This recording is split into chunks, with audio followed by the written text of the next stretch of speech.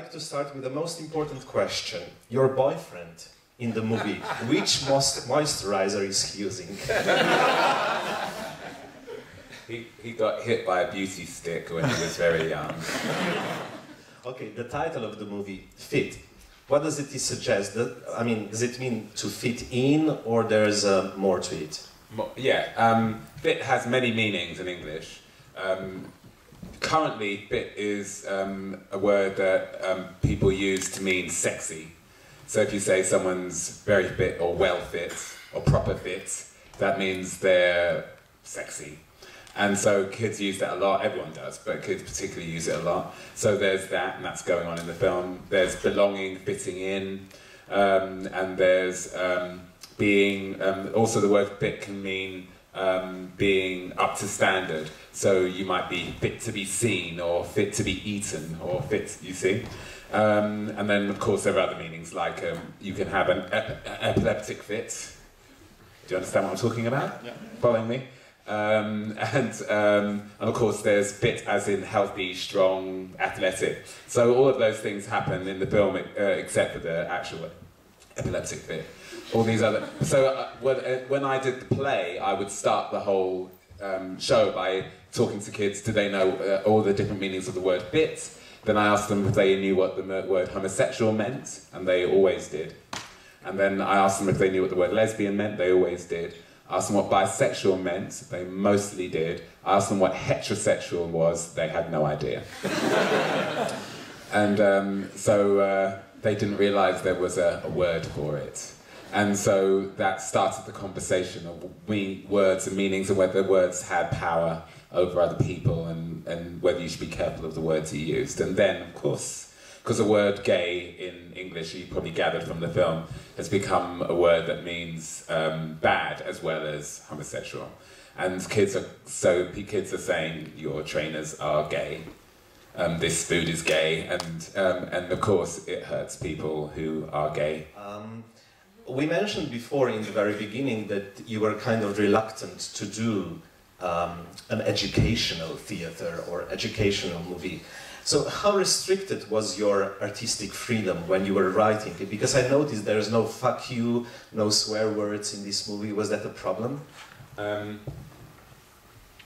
Yeah, all my work has, whenever I create any film or play or piece of music or anything, when I get dressed in the morning, my intention is to somehow change the world a little bit with every single thing I do. So educational is important to me, but I didn't want to go to schools. I felt that kids didn't like that kind of education, and I didn't think actors would want to do it, and not good actors. You know, I didn't think I could get the quality I wanted, and then of course that was stupid, and I just put all my passion in, and I explained to the actors, you know, this is going to be a play and it's going to be for schools, but one day it will be a movie, I will take you to Hollywood, trust me, and I did. And so that's how I just decided to make the whole thing huge, and then it was easier to do. But making it, I was very lucky. I was given complete freedom to do what I wanted. I knew that I couldn't have swearing. Obviously, Stonewall, who raised the money for the film and the play, they said you can't have swearing, but I knew that. I'm not an idiot. I knew that, and also, especially with the film, I didn't want to give anyone any excuses in any school, anywhere, to not show the film. So I was very careful about the language. But how do I make... do you need to translate any of this? Is everyone following? No, yeah, read no translation. Okay. Oh, they've signed a contract. Okay. So I'll pay if we get the okay, yeah, they'll make me pay. You know how it is.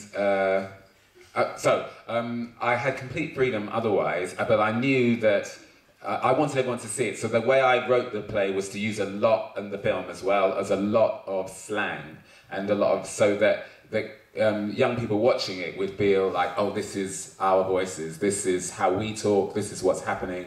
And so that way I could give it a kind of tough edge to it without it being offensive to teachers. So there's I mean, you know, even that discussion about religion and showing the kids smoking and drinking, you know, all of that can be tricky for schools. So all of that comes much later in the story. So by then, they've got used to it and they understand what's going on.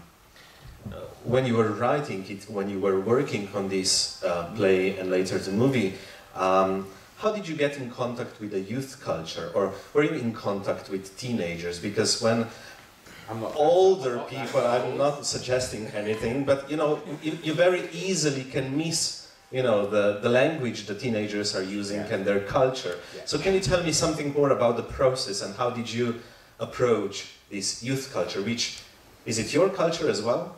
Well, I'm not, I admit I'm not a youth, but the... moisturising. I'm moisturising every day. And, well, kids are everywhere. They're on the bus, they're on the tube, and they're on the street, and they're there. I have my youngest brothers and sisters are very young, but also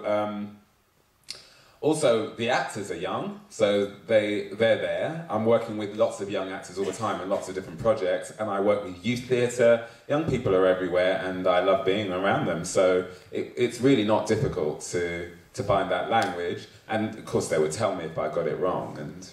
And also we toured the play to 30,000 school children saw the play, so I met a lot of young people. I know how they talk. So did you get it wrong somewhere? Did you have to correct it, or? No. All right. No corrections, right? Maybe it is just my impression, but the way sexuality is portrayed in this movie is rather, I mean, fluid in a sense that, you know, gay and lesbian identities are not so fixed, they are kind of fluid. Can this fluidity be disturbing or confusing for teenagers? What are the reactions from people who watch this movie? Well, it can be disturbing, but it's also very sexy. And teenagers are very hormonal. They're thinking about sex all the time. And so they like that it's fluid. They like talking about that. They're quite honest about that. And usually they say that, lots of people said to me that they think everyone's a bit bisexual and stuff. They all have different ideas about it. And the ideas are fluid, and they feel one way this morning and they feel a different way tonight. Just like you, like me. It depends on what's going on in your life that day. And obviously it's about teenagers, so it's at that time where there's a lot happening. So, yeah, that's how the world is.